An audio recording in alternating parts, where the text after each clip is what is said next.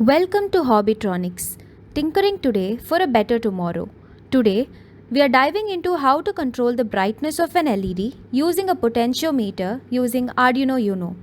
We'll walk through the setup, explain the working principle, and show you the final result in action. Let's get started. This is a breadboard, an essential tool for prototyping circuits without soldering. It is mainly used to create temporary connections when testing out ideas. The breadboard has 10 segments on the top and 10 on the bottom, with a middle section known as the middle grid. Now, the first 5 segments and the last 5 are slightly different in structure. Each horizontal row in a segment shares the same electrical potential. For example, the first row in the first 5 segments on top is connected, and the same goes for the second row, and it repeats similarly for the bottom segments. Typically, the top and bottom rows are used for the power supply and ground. However, it's important to note the top and bottom rows are not interconnected by default. So, if you want the same 5 volt or ground to be available across them, you'll need to use jumper wires to bridge them together. Once connected, the second row of the top and the first row of the bottom can carry the same voltage or ground, spanning all 20 pins. Now, the middle grid is where your components go. In this area, each vertical column is electrically connected. So, you can easily insert components here, then pull power and ground from the top or bottom rows using jumper wires. Simple, effective, and perfect for building your circuit step by step without making anything permanent. This is a knob potentiometer with variable resistance of up to 10 kilo ohms. By rotating the knob, we can adjust the resistance, which in turn allows us to control the load connected to the circuit. For example, we can use it to control the brightness of an LED. Turn the knob one way, the LED gets brighter, turn it the other, and it dims down.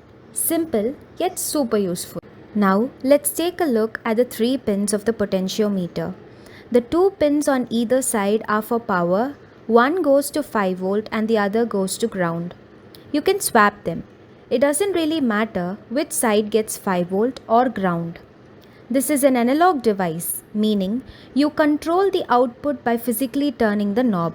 As you twist it, the resistance changes gradually, not in fixed steps, so it gives us an analog output. That's why the middle pin is important. It's the output pin, and it should be connected to one of the analog input pins on the Arduino, like A0 for example. Alright, let's get started with the Arduino IDE.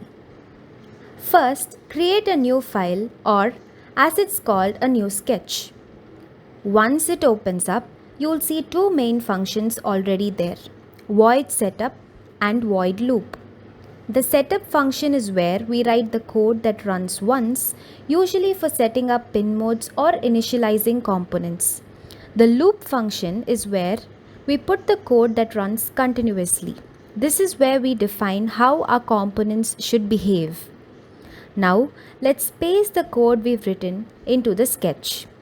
To check if everything's correct, click the verify button, that's the check mark at the top.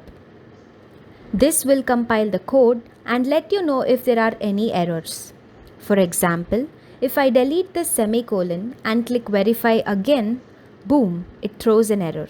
That's because the Arduino IDE is very particular about syntax. Let me fix that.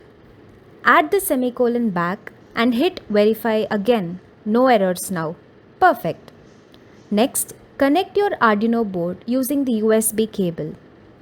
Now, before uploading the code, make sure your Arduino is connected to the correct port. If you see an error, go to the Tools menu, then Port, and select the correct one. In this case, COM4, which is our Arduino Uno. Once that's selected, hit the upload button, and just like that the code gets uploaded to your Arduino. That's it for the software setup. Now, let's move on to the hardware side and bring this project to life. Here are the components we'll need for our project.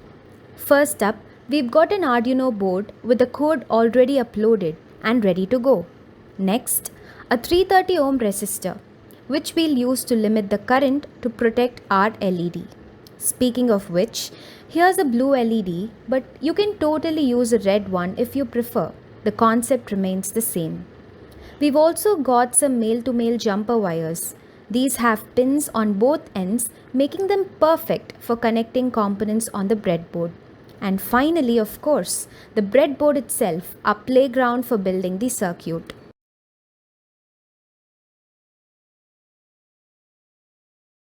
Anywhere in our circuit where we need a 5 volt supply, we are connecting it to the 5 volt pin on the Arduino Uno. For ground, we are using the ground terminal on the Arduino to complete the circuit. Now, since we are working with analog input, we are connecting the signal to the A0 pin. And for the digital output, we are using the pin D9 because it's a PWM enabled pin, which allows us to control things like LED brightness or motor speed with fine precision. This is the analog component in our setup, the potentiometer. It works by detecting how much I am twisting or rotating the knob. The more I turn it, the more the resistance changes and it sends an analog input to the Arduino Uno. So how does the Arduino read this? It reads analog values on a scale from 0 to 1023. That's 1024 different levels of precision. So as I rotate the knob, the Arduino captures those gradual changes and then converts that into a digital output. This digital output is then sent to an LED. But before the signal reaches the LED, we add a current limiting resistor in between. Why? Because the resistor controls how much current flows to the LED, preventing it from burning out or getting damaged. Remember, the long leg of the LED is the positive terminal. It should be connected to the output or 5 volt. The short leg is the negative, so it should be grounded. Now we place the LED on the breadboard, connect everything, and finally we switch on the Arduino. Now we are switching on the Arduino. As I begin twisting the potentiometer, watch closely. The LED starts to dim. That's because I'm increasing the resistance. Now, as I twist the knob in the other direction and reduce the resistance, the LED begins to glow brighter. So what's happening here? The Arduino code uses a function called analog read, which reads the position of the potentiometer.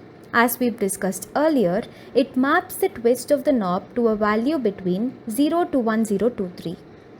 Based on that analog value, the Arduino then sends a corresponding digital signal to the LED, thanks to PWM on the digital pin. This digital output controls the brightness, making the LED glow brighter or dimmer depending on how much we twist the knob. And that wraps up our project for today. If you enjoyed this video, please like, share and subscribe to support us and stay tuned for more awesome builds and tutorials.